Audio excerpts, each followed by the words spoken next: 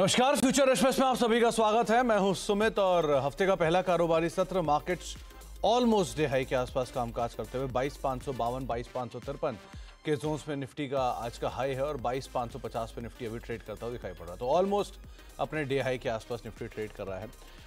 Likewise Nifty bank भी कुछ हद तक सपोर्टिव है, लेकिन जो बढ़िया मूव है वो आपको ब्रॉडर मार्केट्स में नहीं दिखाई पड़ेगा। इस ब्रॉडर मार्केट्स उतनी तेज़ नहीं है, इतना फ्रंट लाइन इंडेक्स तेज़ है। निफ्टी बैंक डे हाई पर है, निफ्टी डे हाई पर है। मिड कैप इंडेक्स के ऊपर नज़र डालेंगे तो करीब करीब 50,706 जो कि अपने डे हाई से 100 अंक नीचे है। और स्मॉल कैप इंडेक्स 17,121 का हाई और 17,023 पे है, वहाँ पर भी अपने हाई से 100 अंक नीचे कामकाज हो रहा है। तो फ्रंट लाइन इंडेक्स में रिकवरी पूरी आ चुकी है, लेकिन मिड कैप स्मॉल कैप में उतनी तेज़ी नहीं है, इसलिए एडवांस डिक्लाइन है तेज़ एडवांसेस के फेवर में। 13-13.5 शेयर तेज़ी में है, लेकिन 900-950 शेयर ही उसके सामने डिक्लाइन पे, तो बहुत ज़्यादा कोई फायरवर्क नहीं है। और बीएससी में भी करीब करीब 2200 शेयर तेज़ी में है, 1700 शेयरों में बिकवाली है। एफ&ओ के 113 शेयरों में खरीदारी है, 83 शेयरों में बिकवाली है। बैंक निफ्टी के भी 10 शेयरों में तेज़ी है और रफली 2 शेयरों में बिकवाली है। तो एडवांसेस के फेवर में पूरा मार्केट्स है, बट जो इंटेंसिटी ऑफ गेंस है वो फ्रंट लाइन में ज़्यादा है मिड कैप के कंपैरिजन में या स्मॉल कैप के कंपैरिजन में। ICICI bank, HDFC bank, Reliance और एक्सिस बैंक, 3 मेजर बैंक जो कि प्रोमिनेंटली कंट्रीब्यूट कर रहे हैं निफ्टी की तेज़ी में, प्लस रिलायंस। सामने एचसीएल टेक नंबर्स के बाद वीकनेस, अपोलो हॉस्पिटल डील के बाद वीकनेस, आईटीसी और बजाज ऑटो दोनों में भी फ्लैट टू नेगेटिव टोन पे कामकाज होता हुआ। सो मेजरली प्रेशर आज स्टॉक स्पेसिफिक ज़्यादा है, लेकिन अदरवाइज मार्केट्स में बैंक्स में खरीदारी आज ज़रूर देखने को मिल रही है। आशीष बहेती जी हमारे साथ मौजूद रहेंगे, जिनसे हम बातचीत करेंगे मार्केट्स को लेकर भी। आशीष जी से बातचीत करेंगे इंडिविजुअल स्टॉक्स के ऊपर भी, एक सस्ता ऑप्शन से आइडेंटिफाई करवाएंगे। प्लस हमारे साथ मारुति की मैनेजमेंट मौजूद रही कुछ ही देर में, जिनसे हम बातचीत करेंगे नंबर्स को लेकर भी। लेकिन पहले आशीष जी से एक व्यू लेने से पहले मार्केट्स पे एक बार ये ऑप्शंस के नंबर देख लेते हैं, किस तरह की सिचुएशंस यहाँ पर खड़ी हुई हैं। 22,500, 22,600 जो कि मेजर रेजिस्टेंस के तौर पे सो फार देखा जा रहा है, उसमें आपको राइटिंग दिखाई पड़ेगी, स्पेशली 22,600 के आसपास। 22,700 पे थोड़ी बहुत राइटिंग है, लेकिन 22,500, 22,400 पे एक अच्छी बेस फॉर्मेशन है, स्पेशली 22,500 के आसपास। आशीष जी से इसके ऊपर हम और चर्चा करेंगे। निफ्टी बैंक के केस में भी आज क्योंकि एक अच्छी स्ट्रेंथ है और डे हाई के आसपास है, तो 48,900, 50,000 या 48,800, 48,900 के आसपास आपको राइटिंग दिखाई पड़ेगी और स्पेशली 49,000 के आसपास थोड़ी कॉल राइटिंग है। लेकिन नीचे 48,700, 48,600 पे एक बढ़िया फॉर्मेशन, बेस फॉर्मेशन होता हुआ दिखाई पड़ रहा है, थोड़ी बहुत राइटिंग यहाँ पे दिखाई पड़ रही है। आशीष जी से अब बातचीत कर लेंगे, लेकिन उससे पहले एक बार हीट मैप और ले आइए, किस तरह की सिचुएशन है कि हीट मैप है तो बुलिश साइड पर सो फार मार्केट्स में, लेकिन उस बुलिश हीट मैप में कहाँ पर लॉन्ग्स बन रहे हैं, कहाँ शॉर्ट। देखिए, क्योंकि है तो लॉन्ग मार्केट में 70 लॉन्ग है तो उसके सामने 65 शॉर्ट है, 29 कवरिंग है तो करीब करीब 18 अनवाइंडिंग आपको दिखाई पड़ेगी। कहाँ पर लॉन्ग, कहाँ पर शॉर्ट कवरिंग है, ये भी करके आप देख लीजिए कि आज स्पेसिफिक स्टोरीज हैं मार्केट्स में जिसके दम पे मार्केट्स में लॉन्ग होते हुए दिख रहे हैं। फर्टिलाइजर लगातार पिछले हफ्ते का आउट परफॉर्मर, इस हफ्ते खरीदारी। बलरामपुर चीनी स्पेस से जहाँ पे बाइंग है। एबी कैपिटल जहाँ पे खरीदारी है। इन्फो एज और आईओसी, ओएमसी स्पेस में वैसे तो बस है आज। एलएनटी फिनेंस, इम्पैक्ट है नंबर्स का, करीब 5% ऊपर है। एयू स्मॉल फाइनेंस बैंक 2.5% ऊपर। एम्फेसिस, इंडियन होटल्स और कोटक महिंद्रा बैंक करीब 1.5% की तेजी यहाँ पर देखने को मिल रही है। अनवाइंडिंग और नई शॉर्टिंग अगर आप देखेंगे तो अनवाइंडिंग, अपोलो हॉस्पिटल में आज नए शॉर्ट बिल्डअप हैं। एचसीएल में नंबर्स के बाद शॉर्ट बिल्डअप हैं। आईडीएफसी फर्स्ट में, आईडीएफसी फर्स्ट के नंबर्स का एक इम्पैक्ट 5% नीचे। एसबीआई कार्ड 5% नीचे। इसके अलावा अनवाइंडिंग में आपको एक्साइड दिखाई पड़ेगा एक बढ़िया तेज़ी के बाद, ऑल टाइम हाई से इसमें अनवाइंडिंग है। United Spirits all time high से अनवाइंडिंग है। सेल, गोदरेज प्रॉपर्टीज़ और डिक्सन टेक करीब करीब 1.5% का फॉल यहाँ पर भी देखने को मिल रहा है। आशीष जी नमस्कार, स्वागत है कार्यक्रम में।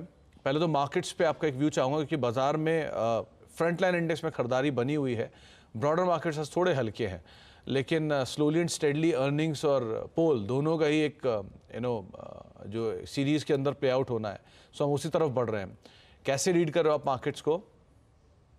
गुड आफ्टरनून समझी नंबर्स और मार्केट में ओवरऑल स्ट्रक्चर तो काफी अच्छा बना हुआ है, स्ट्रेंथ काफी है स्पेसिफिकली बैंक निफ्टी में, और निफ्टी में भी जिस हिसाब से ओवरऑल मार्केट में कंट्रीब्यूशन आ रहा है हर सेक्टर का, वो काफी इंप्रेसिव है। लेकिन बैंक निफ्टी में जहां हम सुबह स्टार्ट किए थे तब वो 0.82 के करीब पीसीआर था, वो बढ़कर 1.35 हो चुका है। तो मुझे लग रहा है थोड़ा सा ओवरसोल्ड ट्रेजेक्टरी में जा रहा है बैंक निफ्टी, और यहाँ पे जैसे हमने सुबह डिस्कस किया था सुबह के शो में कि एक खुलते ही अपॉर्चुनिटी मिलेगी लॉन्ग जाने की। हमें लग रहा है अब जिनके पास लॉन्ग है यहाँ पे एक बार प्रॉफिट बुक कर ले, क्योंकि 49,000 एक अहम रेजिस्टेंस एरिया रहेगा, और वो ब्रीच करता है तो फिर इसका ऑल टाइम हाई जो है वो नेक्स्ट जोन बनेगा, जहाँ थोड़ा सा 49,000 ऑल टाइम हाई काफी पास में है, तो एक वो थोड़ा सा रेजिस्टेंस एरिया बनेगा। अ, अब जो फ्रेश लॉन्ग लेना है, या तो फिर ऑल टाइम हाई ब्रेक होने के बाद फ्रेश लॉन्ग में जाए, या थोड़ा सा वेट करे, रिट्रेसमेंट में आए या कोई भी डिप आए तो उसमें वापस पोजीशन ऐड करने की सलाह रहेगी। जिनके पास लॉन्ग है 48,600 का एसएल मेंटेन करे, इन लेवल्स पे बुक करे, या फिर एक बार ब्रेकआउट के बाद एक बार वापस वहां पे री एनालाइज करे। स्पेसिफिकली अगर मैं निफ्टी में बोलूँ तो निफ्टी में अभी भी पीसीआर ऐसा ओवरटर्न नहीं हुआ है। अभी भी पीसीआर जो है 0.9 के पास है, तो निफ्टी में जिनके पास लॉन्ग है बने रहने की सलाह है। निफ्टी का जो टारगेट हमें लग रहा है वो 22,750 के करीब हमें लगता है कि निफ्टी आता हुआ देखने मिल सकता है। जो स्टॉप लॉस है उसे मेंटेन करे 22,450 के करीब, और निफ्टी में लॉन्ग में होल्ड रहे। बैंक निफ्टी में एक बार यहाँ पे बुक करने की सलाह रहेगी। तो निफ्टी में आप लॉन्ग रहेंगे, लेकिन बैंक निफ्टी में आप थोड़ा सा भी वेट करेंगे, नीचे मिले ज़्यादा बेटर सिचुएशन है कि बैंक निफ्टी आज सुबह कंपैरिजन में ज़्यादा ओवर बॉट सिचुएशन में दिखाई पड़ रहा है, लेकिन निफ्टी में अभी भी लॉन्ग साइड पोजीशंस दिख रही हैं। सो आशीष जी, अब इंडिविजुअल स्टॉक्स में कैसी सिचुएशन है कि ब्रॉडर मार्केट्स में आज थोड़ा सा लैकलस्टर है मूवमेंट, कैसे रीड कर रहे हो आप बाजार को? जी, सुमित जी, बैंक निफ्टी में जैसे कि हमने देखा लास्ट वीक में भी पीएसयू बैंक्स का काफी बड़ा कंट्रीब्यूशन रहा है, और पूरा एक आउट परफॉर्म किया है कंपेयर टू प्राइवेट बैंक्स। तो एसबीआई में खरीदारी की सलाह रहेगी। अपने अभी 52 वीक हाई के पास में ही ट्रेड कर रहा है, जिस हिसाब से क्लस्टर बना हुआ 810 के पास में, हमें लग रहा है वेल बेस्ड है 840 तक के लेवल्स दिखाने के लिए। तो खरीदारी की सलाह है एसबीआई में। जो स्टॉप लॉस इसमें मेंटेन करना है वो 795 का एसएल मेंटेन करे 840 के टारगेट के लिए। दूसरा जो स्टॉक में काफी अच्छा लग रहा है वो टाटा पावर्स। फ्रेश ब्रेकआउट है, अपने ऑल टाइम हाई पे ट्रेड कर रहा है, और अच्छे खासे वॉल्यूम्स हो चुके हैं। फ्राइडे के लेवल के वॉल्यूम ऑलरेडी स्टॉक में हो चुके हैं। ओआई बिल्टअप काफी स्ट्रांग दिख रहा है मंथ के स्टार्ट में ही।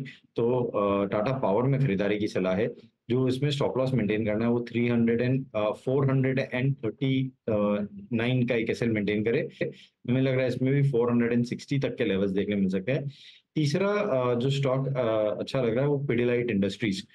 इसने भी अपना 20 डेमा रीगेन किया है फ्राइडे को, और आज एक फॉलो थ्रू बाइंग काफी अच्छी देखने को मिल रही है इसमें। तो पिडिलाइट इंडस्ट्रीज को भी खरीदने की सलाह रहेगी। जो स्टॉप लॉस इसमें मेंटेन करना है वो 2,980 का एक एसएल मेंटेन करे। मुझे लग रहा है पिडिलाइट इंडस्ट्रीज में भी 3,080 तक के लेवल देखने मिल सकते हैं। ओके, तो पीडीलाइट 3080 तक के यहाँ पे लेवल्स आते हुए दिखाई पड़ सकते हैं। लॉन्ग साइड पे आप पीडीलाइट को देखेंगे 2980 का स्टॉप लॉस, पिछले हफ्ते का परफॉर्मर, और इस हफ्ते भी इसमें तेजी कैरी हो रही है। लाइकवाइज टाटा पावर अपने नए हाइस पर पहुंच गया है, और टाटा पावर को आप होल्ड कर सकते हैं और बढ़िया तेजी के लिए 460 के टारगेट्स के लिए। एक लंबे समय से ये 428 435 के जोन्स में घूम रहा था, तो उसको तोड़ने के बाद आज 439 का स्टॉप लेके आप 460 के टारगेट्स के लिए लॉन्ग जाएंगे। और तीसरा नाम जो लॉन्ग साइड पर है वो है एसबीआई का। एसबीआई ऑलरेडी एक बढ़िया तेज़ी में 840 के टारगेट्स के लिए 795 का एक स्टॉप लॉस यहाँ पर मेंटेन करेंगे। आज दो बड़े एक्सीडेंट्स जो हुए हैं आशीष जी, उसमें एफ&ओ साइड पे एक है एचसीएल टेक और दूसरा है अपोलो हॉस्पिटल। दोनों न्यूज़ फ्लोज के दम पे टूटे हैं, एक में खबर एक में अर्निंग है। सो इनमें कोई सेलिंग प्रेशर ईज आउट होता हुआ दिख रहा है आपको अभी, या अभी भी दूरी रहे इनसे? जी, एचसीएल टेक की अगर मैं बात करूं तो ये जरूर एक अपने एम सपोर्ट पर आ गया है 200 डेमा पे, और अगर ये टूटता है तो फिर इसमें सेलिंग प्रेशर देखने मिल सकता है। बट हमें लगता है कि अब यहाँ पे 6% की गिरावट ऑलरेडी आ चुकी है, और शायद ये यहाँ पे पॉज कर ले। तो जिनके पास शॉर्ट है यहाँ पे एक बार थोड़ा सा प्रॉफिट बुकिंग करने की सलाह रहेगी हमारी, क्योंकि अगर ये 200 डेमा पे हमें लगता है कि ये सपोर्ट ले सकता है, क्योंकि एक आउट परफॉर्मर रहा है पूरे आईटी पैक में। वहीं अगर मैं अपोलो हॉस्पिटल की बात करूं तो ये आज फ्रेश ब्रेकआउट आया है नीचे की तरफ, और जिस हिसाब से इसमें सेलिंग हो रही है, और ओआई और वॉल्यूम करीब करीब 1.5 मिलियन शेयर के वॉल्यूम ऑलरेडी इसमें हो चुके हैं। हमें लग रहा है ये यहाँ से और गिरता हुआ देखने मिल सकता है, और 5,600 तक के लेवल्स भी देखने मिल सकते हैं इसमें। तो जिनके पास शॉर्ट है अपोलो हॉस्पिटल में वो बने रहे, 6,000 के करीब का एक स्टॉप लॉस लगाए, और 5,600 तक के टारगेट्स के लिए एचसीएल टेक में हमारी सलाह रहेगी कि शॉर्ट्स को एक बार यहाँ पे बुक कर ले। तो शॉर्ट्स को एचसीएल टेक में आप बुक कर सकते हैं, लेकिन कंपेरेटिवली आप अपोलो हॉस्पिटल में शायद और डाउनसाइड खुलता हुआ देख सकते हैं। आगे भी आशीष से बातचीत करूँ कुछ और स्टॉक्स को लेकर, लेकिन अब कुछ नंबर्स के ऊपर चर्चा कर लेते हैं। खास तौर से मारुति के नंबर्स आए हैं और मारुति के नंबर्स मिले जुले रहे हैं। चौथी तिमाही में कंपनी की आय करीब अनुमान के मुताबिक ही बढ़ी है, लेकिन मुनाफे में अनुमान से थोड़ा सा नीचे है। मार्जिन के मोर्चे पर भी थोड़ी सी निराशात लगी है। कंपनी के नंबर्स पर बातचीत करने के लिए हमारे साथ मारुति के चेयरमैन आरसी भार्गव सर मौजूद हैं। सर नमस्कार, स्वागत है कार्यक्रम में। पहले तो वॉल्यूम्स को लेकर एक सवाल आपसे पूछना चाहूँगा कि वॉल्यूम्स के लिहाज से FY24 वैसे तो बेटर रहा है, लेकिन अब अपने तो गोइंग फॉरवर्ड क्या आउटलुक मान के चले हम वॉल्यूम्स के लिहाज से? क्या FY25 थोड़ा बेटर रहेगा? और दूसरा, नंबर्स क्या एक्सपेक्टेशन थी आपकी और कैसे डिलीवर हुए? देखिए, FY24 की ग्रोथ तो हमारे हिसाब से ज्यादातर सब एस्पेक्ट्स में एक किस्म का रिकॉर्ड बन चुका है हमारा। इससे पहले सेल्स कभी 2 मिलियन के ऊपर पहुंचे नहीं, अब किससे 2.1 मिलियन हो गया। टर्नओवर अकॉर्डिंगली बढ़ गया काफी। दी प्रॉफिट लेवल जो इस साल का है वो कभी रीच नहीं हुआ कि 13,000 कुछ करोड़ का प्रॉफिट हो जाए साल में। एक्सपोर्ट्स 2,80,000 के ऊपर चली गई। तो ये सब देखते हुए एक किस्म का जो परफॉर्मेंस हुआ है मारुति का इस साल में, वो हर एक हिसाब से रिकॉर्ड ब्रेकिंग परफॉर्मेंस हुआ है। और वो उसका नतीजा ये है कि अब लोग शायद एक्सपेक्ट करेंगे कि हर एक साल इस किस्म की ग्रोथ नजर आएगी। तो मैं इस वक्त ये कहना चाहूँगा कि 24 FY24 में जो ग्रोथ हुई है उसमें कुछ तो कारण है कि कंपनी ने और कंपनी के वेंडर्स ने और एम्प्लॉयज ने सबने बहुत अच्छा काम किया है। दूसरा फैक्टर ये भी रहा है कि इस साल में जो फैक्टर्स और इफेक्ट करते हैं प्रॉफिट्स को, जैसे कि कमोडिटी प्राइसेस जनरली साल में फेवरेबल रहे हैं। फॉरेन एक्सचेंज जनरली फेवरेबल रहा है, उसके वजह से कोई हमें नुकसान नहीं हुआ, जो अक्सर सालों में रुपये के डिप्रिसिएशन से नुकसान होता है। तो FY24 में ऐसा कुछ नुकसान नहीं हुआ, बल्कि फॉरेन एक्सचेंज की वजह से एक्सपोर्ट की इनकम थोड़ी बढ़ी गई, कम नहीं हुई। तो ये फैक्टर्स देखते हुए ओके, तो भार्गव सर एक चीज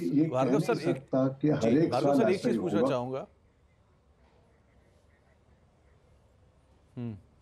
तो एक चीज मैं आपसे पूछना चाहूंगा भार्गव सर की जो ईवीज हैं और हाइब्रिड कार हैं उनको स्केल अप करने के ऊपर आप क्योंकि काफ़ी काम कर रहे हो, और जो रिसेंटली लॉन्च कंपनियों की हाइब्रिड स्पेस की गाड़ियां आई हैं उनका बहुत अच्छा रिस्पांस रहा है। सो उनको कैसे स्केल अप करोगे? और जो नई ईवी पॉलिसी आ रही है उसका, या जो नया कंपटीशन इंटेंस हो रहा है उसका किस तरह का इम्पैक्ट रहेगा? देखिए, अभी गवर्नमेंट पॉलिसी का अनाउंसमेंट तो होना है कि क्या रहेगी गवर्नमेंट पॉलिसी हाइब्रिड्स के विषय में, CNG के विषय में, बायोफ्यूल्स के विषय में। कोई पॉलिसीज चेंज होंगी तो क्या पॉलिसीज चेंज होंगी, ये तो अब इलेक्शन के बाद ही ये पॉलिसीज पे कुछ विचार होगा और नतीजा निकलेगा। तब तक तो इन पॉलिसीज का क्या असर होगा कार मैन्युफैक्चरर्स में कोई बता नहीं सकता है, क्योंकि पॉलिसी नहीं मालूम है। तो देखना पड़ेगा। इलेक्ट्रिक व्हीकल्स तो सबको बनानी है, क्योंकि बिगर इलेक्ट्रिक व्हीकल्स के भी जो नॉर्म्स हैं, रेगुलेटरी रिक्वायरमेंट्स हैं, उनको मीट करना संभव नहीं हो पाएगा। तो इलेक्ट्रिक कार्स तो बननी है, बिकनी है, पर साथ साथ बाकी टेक्नोलॉजीज, बाकी फ्यूल का कितना असर होगा, कितनी वॉल्यूम्स होंगी, कितना हिस्सा वो ले पाएंगी, ये पॉलिसी अनाउंसमेंट्स के बाद ही कंपनीज तय कर पाएंगे। तो भार्गव सर, आपने कहा कि इलेक्ट्रिक व्हीकल को लेकर आप कामकाज कर रहे हो, वो बनेगा ही, कब बनना है टाइमलाइन थोड़ा मुश्किल है, लेकिन आपने कोई प्लान ईयर मार्क कर रखा होगा? कैसे प्लान्स होंगे? कब तक उत्पादन शुरू करने के लिए आप तैयार हो? कैसे हम एक्सपेक्ट करें उसको? जैसे हमने पहले भी कहा है, इलेक्ट्रिक कार्स का प्रोडक्शन गुजरात में शुरू होगा और प्रोडक्शन इस फाइनेंशियल ईयर के खत्म होने से पहले ही शुरू हो जाएगा। मगर volume production, mass volume production जो है वो शायद फाइनेंशियल ईयर में नहीं हो पाएगा और अगले शुरू में अप्रैल के बाद से होना होगा शुरू, और साथ साथ एक्सपोर्ट भी करनी है इलेक्ट्रिक व्हीकल्स। कुछ लोग तो हिंदुस्तान में इलेक्ट्रिक व्हीकल्स इंपोर्ट करने के लिए कंसेशन मांगते हैं, बट हम तो बगैर कंसेशन के भी इलेक्ट्रिक व्हीकल्स को एक्सपोर्ट करेंगे। जी चलिए, बहुत बहुत शुक्रिया भार्गव सर हमारे साथ मौजूद रहने के लिए और नंबर्स पे और ये बाकी डिटेल्स पे हमसे चर्चा करने के लिए। मारुति के स्टॉक्स में लोअर लेवल से भी एक बढ़िया रिकवरी आते हुए दिखाई पड़ रही है और स्लाइटली अब हरे निशान में स्टॉक कामकाज करता हुआ दिखाई पड़ रहा है। एक ब्रेक का वक्त है, लेकिन ब्रेक पे जाने से पहले अब बात करते हैं देश के सबसे बड़े इंटरव्यू की। लोकसभा चुनाव के बीच न्यूज़ 18 नेटवर्क को पीएम मोदी ने सबसे धमाकेदार इंटरव्यू दिया है।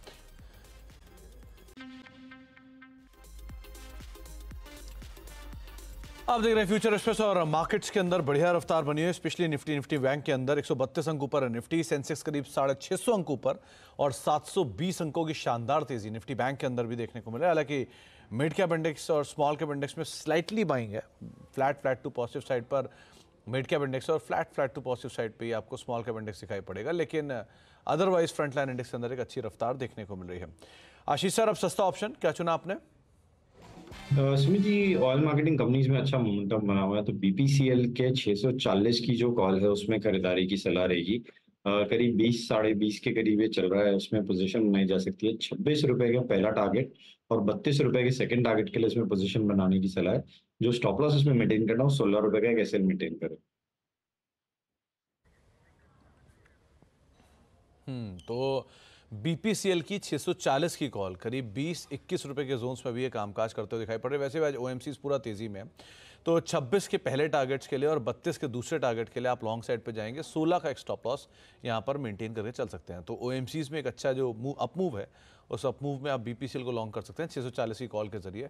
26 का पहला टारगेट और 32 के दूसरे टारगेट के लिए आप खरीदारी करेंगे। बहुत बहुत शुक्रिया आशीष जी हमारे साथ मौजूद रहने के लिए और बाजार पर अपनी राय रणनीति हमसे शेयर करने के लिए और सभी शेयरों पर हमसे चर्चा करने के लिए।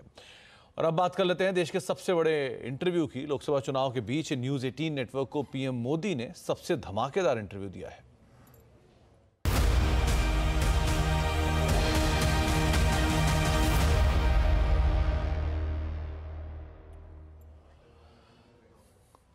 चुनावी समर के बीच प्रधानमंत्री मोदी ने न्यूज़ 18 नेटवर्क को स्पेशल इंटरव्यू दिया है। नेटवर्क 18 के editor in chief Rahul Joshi को दिए स्पेशल इंटरव्यू में उन्होंने कहा कि बिहार की 40 में से 40 सीटें एनडीए जीत रही है।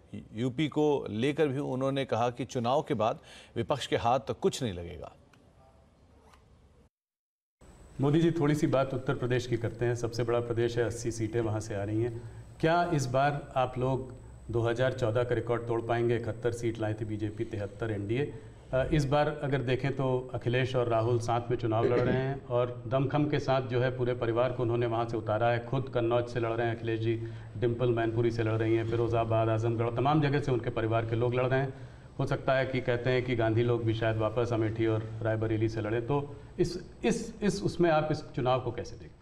राहुल जी, आप जितने गर्व से सब उतरे हैं, सब उतरे से 4 बार बोल रहे हैं। नहीं गर्व ये मजबूरी है कि क्या है? परिवार के लोगों को उतारना पड़ रहा है, ये मजबूरी है। ये उनका मूल कैरेक्टर है कि इसके सिवा उनके पास कोई है ही नहीं। फैमिली मेंबर के लिए लड़ना, फैमिली मेंबर के लोगों के लड़वाना, यही खेल है। अच्छा, ये पहले इकट्ठे नहीं आए क्या भाई? पहले भी इकट्ठे आ चुके हैं, बार बार इकट्ठे आ चुके हैं।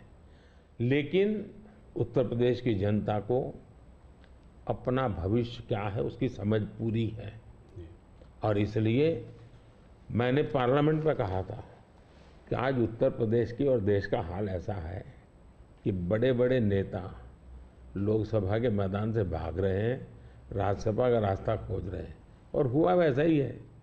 बड़े लोग ने चुनाव लड़ने के लिए तैयार नहीं है जी, लेकिन हम एक जिम्मेवारी के साथ काम चल रहे हैं, सबको साथ लेकर के चल रहे हैं, और मुझे पक्का विश्वास है कि अब शायद कुछ बचेगा नहीं, उनका कुछ नहीं बचेगा। 2014 से बेहतर परफॉर्मेंस होगी, उनका कुछ बचेगा ही नहीं जी। बिहार में आपने फिर नीतीश जी के संग वापस जो है आपका गठबंधन उनके साथ है, उस गठबंधन के साथ लड़ रहे हैं, कैसे देखते हैं? पिछली बार 39 सीटें थी आपकी 40 में, क्या इसको रिपीट कर पाएंगे? पहले एक तो हम चुनाव असेंबली का साथ लड़े थे, जी बाद में वो कहीं गए फिर वापस आए, तो हम जो जनता का मैंडेट है उसके अनुसार साथ में है। जी जहाँ तक जन समर्थन का सवाल, कल मैं बिहार में ही था, जी जो जन समर्थन मैं देख रहा हूँ जी, अनप्रेसिडेंटेड, इतनी गर्मी में कोई पैंडल नहीं, कुछ नहीं, जी और लाखों लोग जिस प्रकार से इस बात से जुड़े हुए हैं, मैं साफ देख रहा हूँ जी कि बिहार में पहले हम एक आध सीट शायद हार जाते थे, शायद इस बार एक भी नहीं हारेंगे, 40 में 40, एक भी नहीं हारेंगे। बहुत बड़ा बयान है।